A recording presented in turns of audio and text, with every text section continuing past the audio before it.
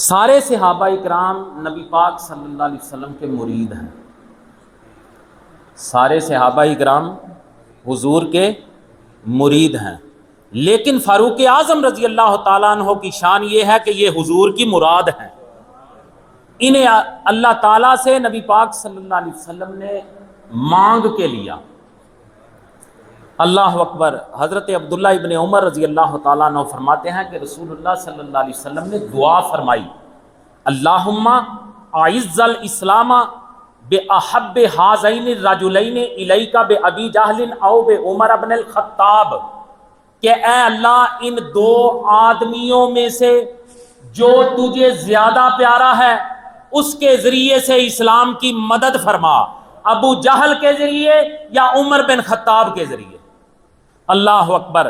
جب حضور نے یہ دعا مانگی تو حضور کی دعائیں تو قبول ہوتی تھی نا، آپ نے اسلام قبول کر لیا۔ اعلیٰ حضرت فاضل بریلوی رحمۃ اللہ تعالیٰ علیہ نے اسی لیے یہ لکھا ہے حضور کی دعا کے حوالے سے کہ زہے عزت و اعتلاء محمد، کہ ہے عرش حق زیر پائے محمد، اور خدا کی رضا چاہتے ہیں دو عالم، خدا چاہتا ہے رضائے محمد، اور جلو میں اجابت خواسی میں رحمت، بڑی کس تزک سے دعائے محمد، اور اجابت نے بڑھ کے گلے سے لگایا، بڑی ناز سے جب دعائے محمد، اور اجابت کا صحرا عنایت کا جوڑا، دلہن بن کے نکلی دعائے محمد۔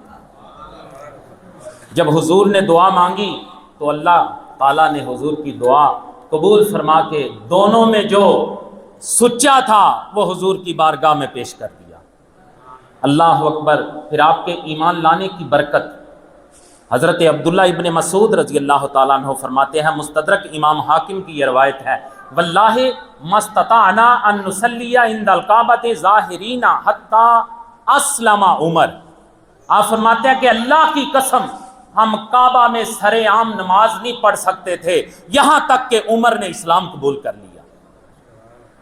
اللہ اکبر۔ حضرت عبداللہ ابن عباس رضی اللہ تعالیٰ عنہ فرماتے ہیں، اول من جہر بالاسلام عمر بن الخطاب، کہ سب سے پہلے جس نے سر عام باواز بلند اسلام قبول کیا وہ عمر بن خطاب کی ذات ہے۔ اللہ اکبر۔ حضرت عبداللہ ابن مسعود رضی اللہ تعالیٰ عنہ فرماتے ہیں، ما زلنا اعزتا منذ اسلم عمر، جب سے عمر مسلمان ہوئے ہماری عزت میں اضافہ ہو گیا۔ جب عمر مسلمان ہوئے تو ہماری عزت میں اضافہ ہو گیا۔ یہ حضرت عبداللہ ابن مسعود رضی اللہ تعالیٰ عنہ فرما رہے ہیں۔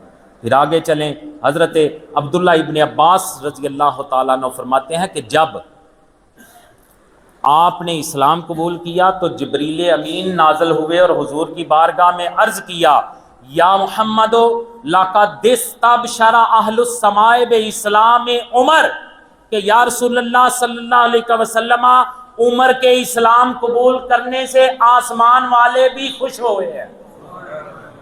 عمر نے اسلام قبول کیا تو عرش پہ بھی خوشیاں ہونے لگی، فرشتے بھی خوش ہو گئے۔ اللہ اکبر۔ ام المومنین سیدہ عائشہ صدیقہ رضی اللہ تعالی عنہا آپ فرماتی ہیں کہ نبی پاک صلی اللہ علیہ وسلم نے فرمایا، قد کانا یکون فی الامم قبلکم محدثون، کہ تم سے پہلی امتوں میں محدث ہوا کرتے تھے۔ فَإِن يَكُنْ فِي أُمَّتِي مِنْهُمْ أَحَدٌ فَإِنَّ عُمَرَ بْنَ الْخَطَّابِ مِنْهُمْ۔ حضور فرماتے ہیں اگر میری امت میں کوئی ہے محدث، کوئی محدث ہے تو عمر بن خطاب ان میں سے ہے۔ حضور فرماتے ہیں پچھلی امتوں میں محدث ہوا کرتے تھے، اگر میری امت میں کوئی محدث ہے تو عمر بن خطاب ان میں سے ہے۔